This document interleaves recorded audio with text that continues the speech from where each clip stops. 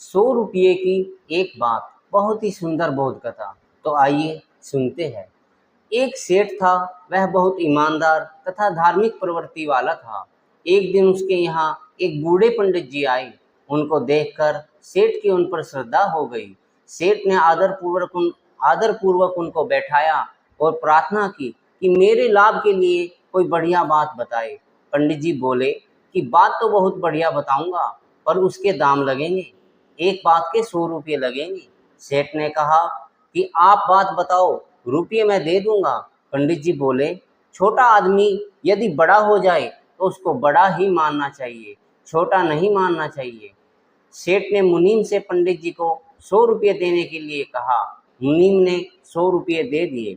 सेठ ने कहा, और कोई बात बताए। पंडित जी बोले, दूसरे के दोष को प्रकट नहीं करना चाहिए। सेठ के कहने पर मुनीम ने इस बात के भी 100 रुपये दे दिए। सेठ बोला, और कोई बात बताए। पंडित जी बोले, जो काम नौकर से हो जाए उसको करने में अपना समय नहीं लगाना चाहिए। मुनीम ने इसके भी 100 रुपये दे दिए। सेठ बोला, एक बात और बता दे। पंडित जी बोले, जहाँ एक बार मन फट जाए वहाँ फिर नहीं रहना चाहिए। मुनीम ने इस बात के भी 100 रुपये पंडित जी को दे दिए। पंडित जी चले गए। सेठ ने चारों बातें याद कर ली और उनके घर में तथा दुकान में कई जगह लिखवा दिया। कुछ समय के बाद सेठ के व्यापार में घाटा लगना शुरू हो गया।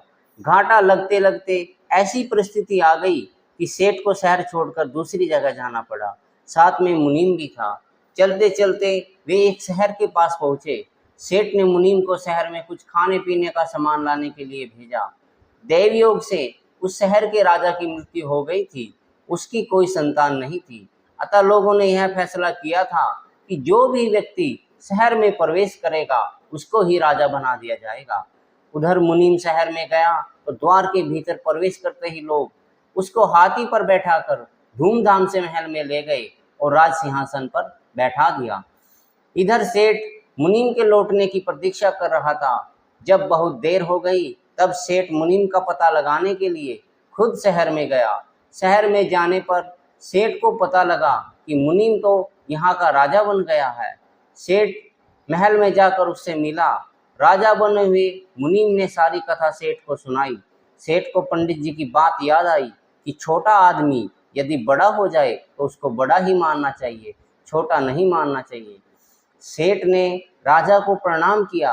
राजा ने उसको मंत्री बनाकर अपने पास रख लिया। राजा के घुड़साल का जो अध्यक्ष था उसका रानी के साथ अनैतिक संबंध था। एक दिन संयोग से सेठ ने रानी को उसके साथ शयन करते हुए देख लिया। दोनों को नींद आई हुई थी।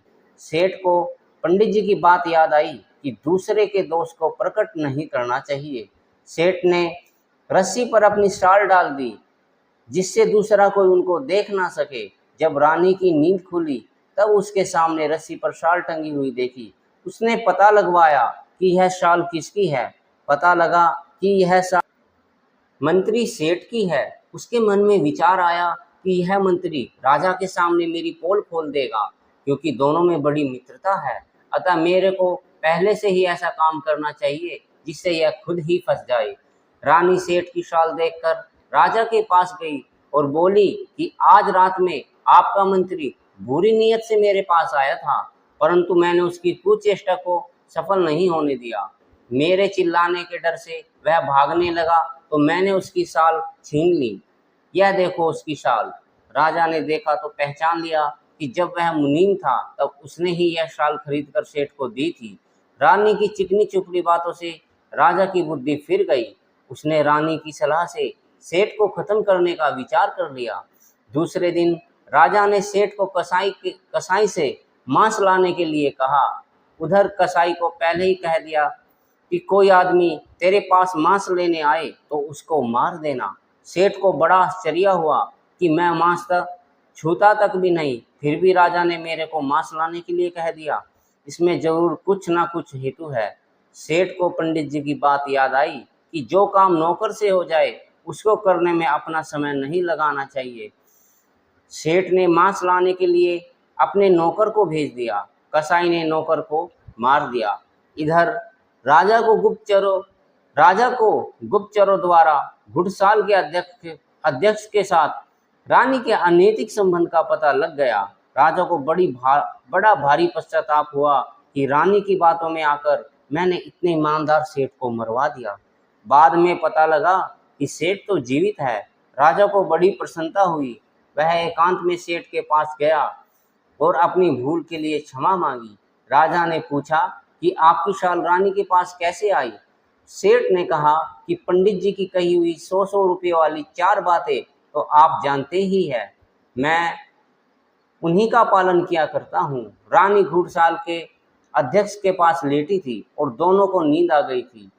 मेरे को पंडित जी की कही हुई बात याद आ गई कि दूसरे के दोष को प्रकट नहीं करना चाहिए। इसलिए मैंने उनका दोष ढकने के लिए रस्सी पर शॉल डाल दी।